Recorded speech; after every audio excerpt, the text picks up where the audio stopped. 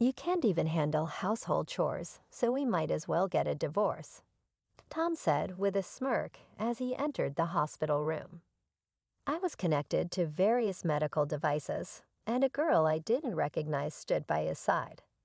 Little did Tom know, I had assets worth $6 million, and a divorce in this situation would be a matter of life and death for a housewife like me. Fine, he has the divorce papers, I thought to myself. I couldn't be with a man who verbally abused his wife in such a state. I reached into my bag, pulled out the divorce papers I always carried with me, and handed them to Tom with a grin. He accepted them. "Now I can say goodbye to you. I'll be happy with her, so don't worry," Tom said as he wrapped his arm around the girl referred to as Catherine Linden.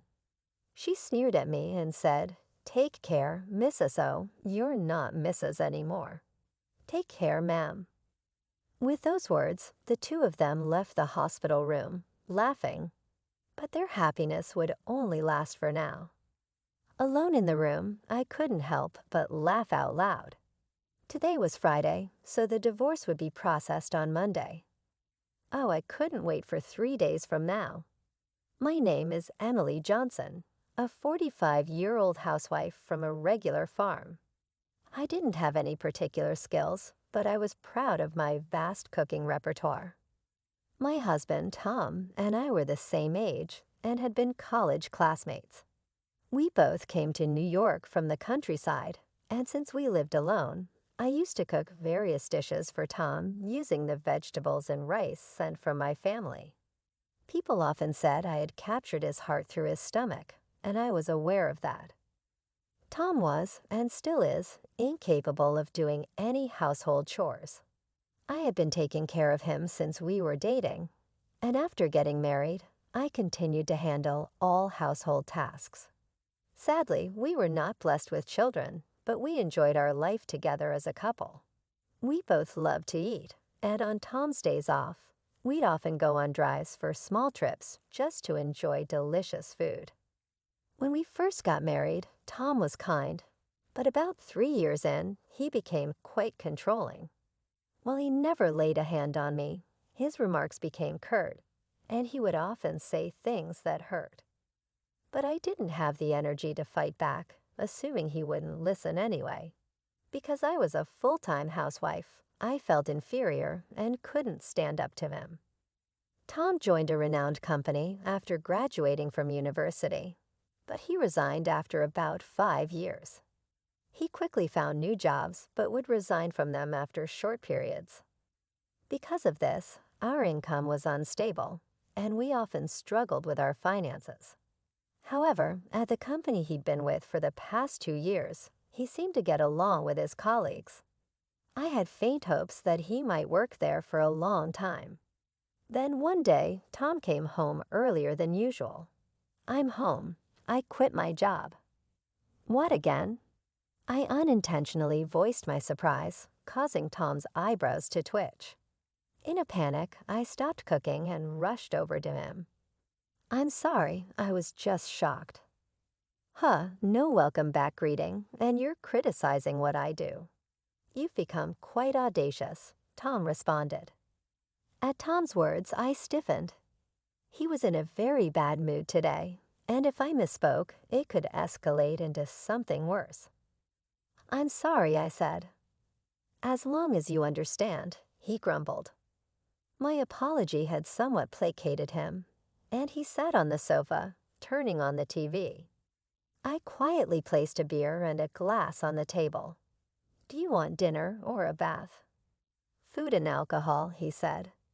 To avoid upsetting Tom, I played the role of the submissive wife. I once had a strong sense of self, but after 14 years of marriage to Tom since the age of 28, I rarely showed my true self. After eating and drinking to his heart's content, Tom seemed to be in a better mood. Tom had fallen asleep on the sofa, snoring loudly.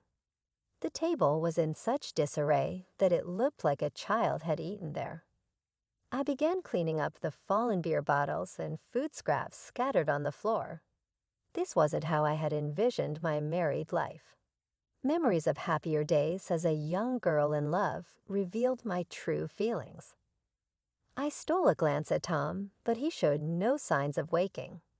Relief washed over me, but alongside it was a growing sense of dread about continuing this life. Perhaps divorce was a consideration. I started mentally organizing my schedule for the next day, determined to confront the issues I had been avoiding. The following day, while Tom began visiting the employment office and quickly securing another job, I went to the city office and signed divorce papers. I wasn't quite ready to submit them, but I felt having them would be a form of protection. I discreetly stashed the signed divorce papers at the bottom of my frequently used bag. If he were to discover them, who knew what he might say or do? "Hey, where did you wander off to while I was job hunting?" Tom asked upon my return. I went to the stationery store to buy some resumes. "Look, I thought you might need them," I replied. Tom, unusually thoughtful that day, initially interrogated me suspiciously, but quickly cheered up. I handed him the resumes I had bought earlier. After receiving them, Tom mentioned that he was going out for drinks with a friend and left. His new job was with a reputable company offering a solid salary and better benefits than his previous positions. I secretly hoped that perhaps this time he would stick with it until retirement. Tom's new department seemed to be in sales, and he started leaving home more frequently for evening entertainment. I cherished these brief moments of freedom and gathered the energy to greet Tom with a smile when he returned. One day, I received a call from my mother after a long time. She excitedly told me about an unexpected windfall, $6 million. "You know the mountains and lands we owned. We don't need them anymore. We had them appraised, and they are worth $8 million. We only need $1 million to enjoy the rest of our lives. So I think you might want to rethink your life too." My mother was never fond of Tom, and she had been worried about me, especially after Tom became more controlling, preventing me from even visiting my childhood home. The amount she mentioned stunned me, but what shocked me even more was that she had changed the title of the property, inherited from my grandmother, to my name to avoid inheritance taxes. It was a difficult decision whether to tell Tom about the inheritance or to embrace a newfound freedom. About a week later, I was involved in a traffic accident. Thankfully, my life wasn't in danger, but I would need to be hospitalized for about a week. After securing my valuables in the hospital room's drawer, I immediately contacted Tom. "I'm sorry, I got injured." Tom's initial reaction was, what about my meals?" I almost confronted him for prioritizing his meals over my injury, but I continued to explain. "It seems I'll need to be hospitalized for a week. I'm really sorry, but could you buy your meals elsewhere until then?" Tom's response was far from understanding. "Not even preparing meals for your husband. What a lazy wife." "Oh, wait, I'm coming over now." He abruptly ended the call. I had initially planned to tell him about the inheritance that night, but now I wondered if it might be best not to mention it. As I lay in the hospital bed, surrounded by various tubes and undergoing precautionary examinations, I couldn't help but feel that my intuition about the unfolding events was about to prove correct. Tom's words had cut deep. "You're useless, can't even do housework. Let's get a divorce, and you better pay me compensation." With a smirk on his face, he had said this to me, connected to numerous medical devices. Beside him stood a girl I didn't recognize, unaware that my total assets amounted to $6 million. He should have realized that a divorce under these circumstances would be a matter of life and death for me, a housewife. "Fine, here are the divorce papers," I finally decided. A man who would hurl abuse at his wife in this condition was someone I'd rather not have. I handed over the divorce papers I had kept as a sort of charm, and Tom accepted them with a smug smile on his face. With this, I can finally say goodbye to you. I'm going to be happy with her, he declared, wrapping his arm around the girl's waist, whom he referred to as Catherine. Catherine, the girl with Tom, leaned against him and made fun of me. She said, "Take care, madam." "Oh, you're not a madam anymore. Take care, old lady." They left the room laughing, but their happiness wouldn't last long. In my hospital room, I burst out laughing. It was Friday, and the divorce papers would be processed on Monday. I couldn't wait for those 3 days. As I expected, the weekend passed without any contact from Tom. It was quite peaceful, but I felt restless. I wasn't used to doing nothing. Every time I became restless, the nurses told me to stay calm. On Monday evening, I received a series of calls from Tom. At first, I ignored them, but after about 30 minutes of nonstop ringing, I decided to answer. I told him to stop being so persistent. Tom shouted at me as soon as I picked up. I couldn't help but laugh, which seemed to make him even angrier. Tom was furious about the divorce papers not being accepted. I chuckled and told him that I had previously filed a notice of non-acceptance. I reminded him how he used to casually mention getting divorced whenever we had a fight. I thought it wouldn't be a good idea if he filed for divorce on a whim during one of our arguments. Tom was upset, but quickly changed his mind. He wanted me to withdraw the non-acceptance immediately. However, I had decided that I wouldn't just do everything he said anymore. I explained that I couldn't do it until I was discharged, and we needed to go through procedures at the municipal office before I could leave the hospital. Tom's selfish demands made me laugh even more. It seemed like he wanted to register his marriage with Catherine, who he brought on Friday. Tom was panicking, and I asked if her name was Catherine and if she was his mistress.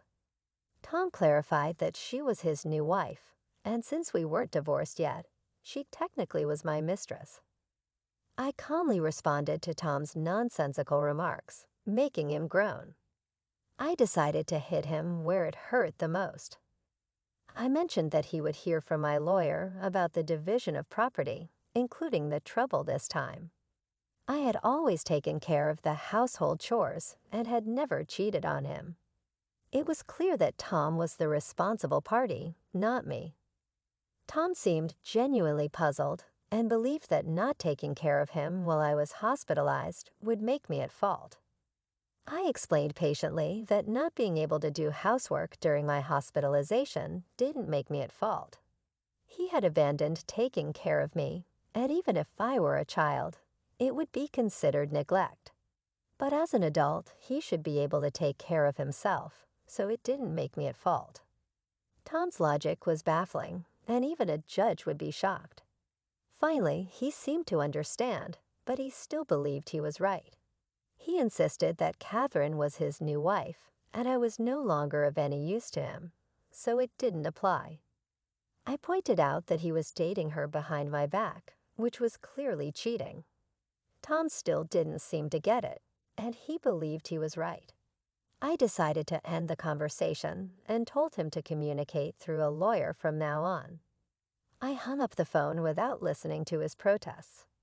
Tom called multiple times, but I ignored him, and eventually he gave up and fell silent. I was relieved, but the next day brought another headache. The phone kept ringing from 9 in the morning, and I pressed the call button. Tom complained about not being able to withdraw money from a bank account. If it was a joint account, he should be able to withdraw without any issues. But I remembered the bank cards and passbooks I had left at home and asked Tom if he was trying to access my account. Tom confirmed that he was trying to take money from my account. Tom was furious and continued with his unreasonable arguments. He didn't seem to understand what I had explained the day before. When I was going to be hospitalized for a week, I had called the bank to prevent any withdrawals until I could handle it personally after being discharged. This was to stop Tom, who wasn't careful with money, from using my savings while I was in the hospital. My decision turned out to be the right one. It's not right to try to take money from an ex-wife's account, especially after a divorce. However, Tom didn't see anything wrong with it and asked me to make a withdrawal immediately. I reminded him that we were practically strangers now, and I had no money to give to strangers. Tom was shocked by my resistance, since I had never stood up to him like this before. He insisted that I send the money and pay compensation for not doing housework. Unfortunately, it seemed that despite his academic capability when we first met, he lacked common sense after 17 years of marriage. I spoke to Tom as if he were a child, explaining that I was no longer his submissive wife, and we would settle the property division through a lawyer. He became angry and threatened to come over right away. I didn't mind if he came to the hospital, but I had already asked the nurses' station not to let anyone in except for my parents, so it was unlikely he could get to my room. However, Tom did come to the hospital, but it seemed he was stopped at the nurses' station, as my phone kept ringing. After ignoring it for a while, it switched to messages, and my screen was flooded with notifications. I saved all of them as evidence and contacted my lawyer. After a while, it seemed that the lawyer had gotten in touch with Tom, as the messages stopped coming in. Just when I thought it was over, there was a new development. I was informed about a visitor named Karen, who I had known for a long time and shared my interests. She had responded to my posts about dining experiences on a social media platform. We used to go out for meals together before I got married. She expressed concern about my injury and shared her suspicions that Catherine, the young girl with Tom, was having an affair with my husband. I was shocked and asked her how she knew. It turned out that Catherine was Karen's niece. She had told her sister, Karen's mother, about getting married to a 45-year-old man, and when Karen saw a photo, it was of my husband. I couldn't believe the twist of fate. Karen had already informed her sister about the trouble her niece had caused me. Karen was thinking of demanding compensation from Catherine and assured me that our friendship would continue. She didn't want to lose a precious friend over the situation. She had scheduled a meeting with them to sort things out. I was grateful for her support and friendship, which had lasted for over 20 years. Tomorrow, I want you to come with me. I will be there, and I can also show pictures as proof of their affair. The next day, after leaving the hospital, I went to a private restaurant room with my lawyer. Tom and Catherine were already there, enjoying an expensive traditional meal. I was surprised at their audacity. Tom reminded me to bring money and pay for the meal. I decided to stand up for myself and told them to handle the payment themselves. I was there to demand a share of the assets from both of them. Ignoring Tom's rude comments, my lawyer and I took our seats and presented evidence to show that Tom was at fault. We showed legal documents explaining why Tom was responsible and documents regarding the division of property. We also displayed photos provided by Karen, which showed Tom and Catherine together, and Catherine with an unknown man entering a hotel. This surprised Tom and Catherine, and they stopped eating. Karen arrived at the right moment and admitted to taking those photos. Catherine was confused about her aunt being there. Karen explained that she wanted to continue being friends with me, even though she demanded compensation from Catherine. She felt that Catherine's actions were despicable. Catherine mentioned being pregnant, but when Karen saw her, she didn't look pregnant at all. Tom seemed shocked by this news. Catherine suddenly admitted that she had lied about the pregnancy and apologized. She had been looking for wealthy older men, and Tom was the one who fell for her scheme. She confessed that she had lied about being pregnant because Tom showed no signs of wanting to divorce. Tom was speechless, claiming he had no money to give. Karen mentioned that she would bring Catherine for another apology later and took her out of the restaurant. Tom tried to convince me that he had been deceived and asked if we could start over. He said I couldn't work since I had always been a housewife. I told him I could live without him and that I'd be filing the divorce papers soon. I revealed that I had around $6 million in personal net worth, so I could live comfortably without working. Tom was surprised and wanted a share of my money, but I explained that it was my personal inheritance and didn't count as marital assets. We left and I filed for divorce, ending our nearly 20-year marriage. Catherine later transferred some money to my account, and her mother made her work to prepare the compensation. Tom was disowned by his in-laws and had to take out a loan to pay me. He lost his job due to being with Catherine at a hotel during work hours, and now works multiple construction jobs to repay his debts. I used the money I received for charity and moved to the countryside with the remaining amount. I'm now enjoying a luxurious single life, continuing my relationship with Karen. We plan to stay single and even share a room, go on food tours, and take short trips together. Moving preparations will begin next week, and I'm excited to live life joyfully and true to myself from now on.